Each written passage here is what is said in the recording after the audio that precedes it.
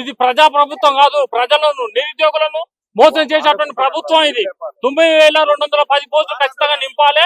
అదే దిశగా ఈ యొక్క రేవంత్ రెడ్డి గారిని హెచ్చరిస్తున్నాను. లేదంటే మేము ఇక్కడికి ఈ రోజు సావడానికి సిద్ధంగానే ఉన్నాం. చంపినా పర్లేదు, కానీ గవర్నమెంట్ ఖచ్చితంగా దిగి రావాలి. ఖచ్చితమైనటువంటి ఒక హామీ మాకు ఇచ్చే పోవాలి. ఇది నిరుద్యోగం తరపున సీఎం ఇంటి చుట్టూ అన్ని ఆఫీసుల చుట్టూ తిరుగుతున్నామన్నా. మాకు ఎలాంటి వెబ్ నోట్ ఇవ్వట్లేరు. ఇస్తాం అంటున్నారు ప్రతి ఒక్కరు. ఈ రోజు అక్కడ సీఎం ఇంటి దగ్గర కూర్చుంటే పోలీస్ వాళ్ళు గుడి దగ్గరికి కొండి అక్కడ ఖాళీ ప్లేస్ ఉంది అన్నారు. అందుకని ఇక్కడికి వచ్చి వాళ్ళతో పాటు మేము అడుగుకుంటున్నాం. మాకు compulsory down merit list operate చేసే వరకు మేము ఇక్కడ నుంచి జరగము. ఎక్కడ మమ్మల్ని కూర్చొని ఇవ్వకుంటే మేము ఇది స్వతంత్ర దేశం కాదా? మేము ఎక్కడ కూర్చునే హక్కు లేదా మాకు? ఎక్కడున్నా ఎల్లగొడుతున్నారు పోలీసు వాళ్ళు. వాళ్ళకి ఇబ్బంది లేకుండా చూసుకుంటున్నారు, కానీ మా జీవితాలు మరి వాళ్ళకి జాబులు రాకముందు వాళ్ళు కష్టపడలేదా?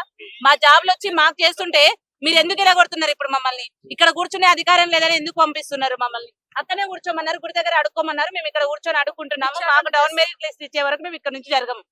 పెద్దమ్మ తల్లి గుడి దగ్గర కొండి అక్కడ ఖాళీ ప్లేస్ ఉందని చెప్పారు. మాకు డౌన్ మెరిట్ లిస్ట్ ఇస్తామని వెబ్ నోట్ ఇచ్చే వరకు వేడుకుంటున్నాం.